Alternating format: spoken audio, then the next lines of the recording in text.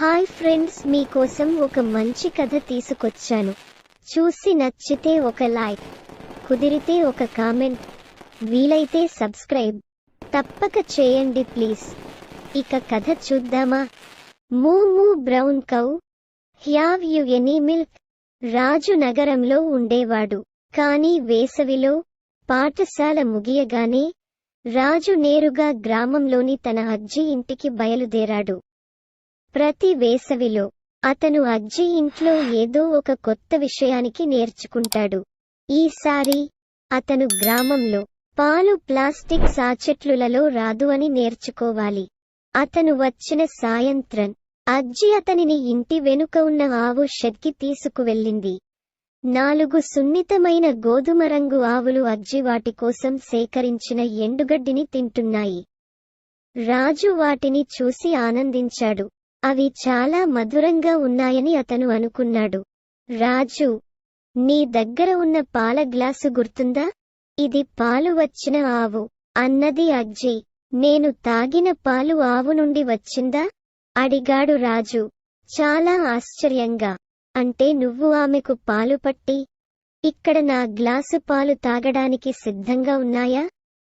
అవును, రాజు నవ్వింది అజ్జి. రండి, నా ఆవులను కలవండి.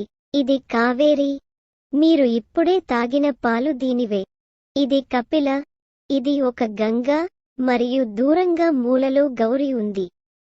రాజు అతను ఉన్న చోట నిలబడి ఆవులను అనుమానంగా చూస్తూ, రండి రాజు, అజ్జి మభ్యపెట్టింది.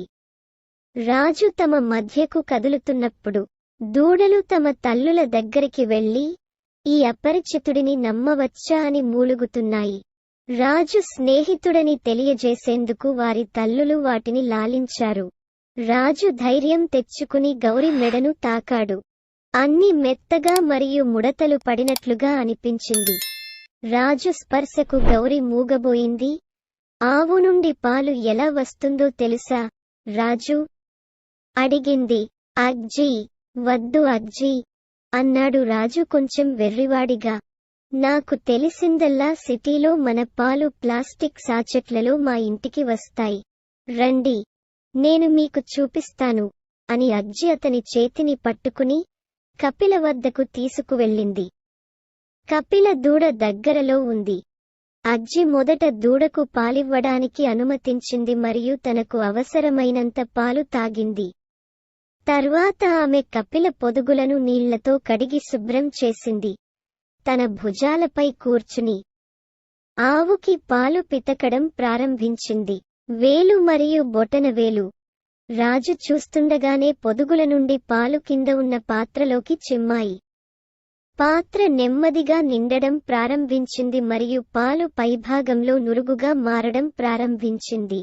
నురుగు పాలను చూసి రాజుకు ఆశ్చర్యం, సంతోషం కలిగింది. అజ్జి అన్నాడు ఉత్సాహంగా, పైన బుడగలు ఎలా ఏర్పడుతున్నాయో చూడు. అవును రాజు అన్నది అజ్జి అతని ఉద్వేగానికి నవ్వుతూ. నేను పొదుగులను లాగినప్పుడు పాల యొక్క శక్తివంతమైన జట్లు వస్తాయి. అవి చాలా శక్తితో పాత్రలోని పాల ఉపరితలంపైకి తగిలి గాలిలో కలిసిపోయి బుడగలు ఏర్పడతాయి. అదే పాల నుండి వచ్చే పాలకు భిన్నమైన రుచిని కలిగిస్తుంది. అయ్యో, నాకేమీ తెలియదు అన్నాడు రాజు. అజ్జి కిచెన్లో తాజా నురుగు పాలను కాచి రాజు కోసం గ్లాసు పోసింది. ఇది చాలా రుచిగా అనిపించింది. రాజు కొద్దిసేపటిలో దాన్ని పూర్తిగా తాగేశాడు. అజ్జి, నేను ఊరికి వెళ్ళినప్పుడు పాలు ఎక్కడి నుండి వస్తాయో నా స్నేహితులందరికీ చెప్తాను రాజు చెప్పాడు. ఫ్రెష్ పాల రుచి ఎంత బాగుంటుందో నేను వారికి చెప్తాను, నా అజ్జి ఇంట్లో. అజ్జి సంతోషంగా నవ్వుతూ, అలా చేయి నా చిన్ని రాజు అంది. అప్పుడు క్లాస్లో తెలివైన అబ్బాయి ఎవరో అందరికీ తెలుస్తుంది.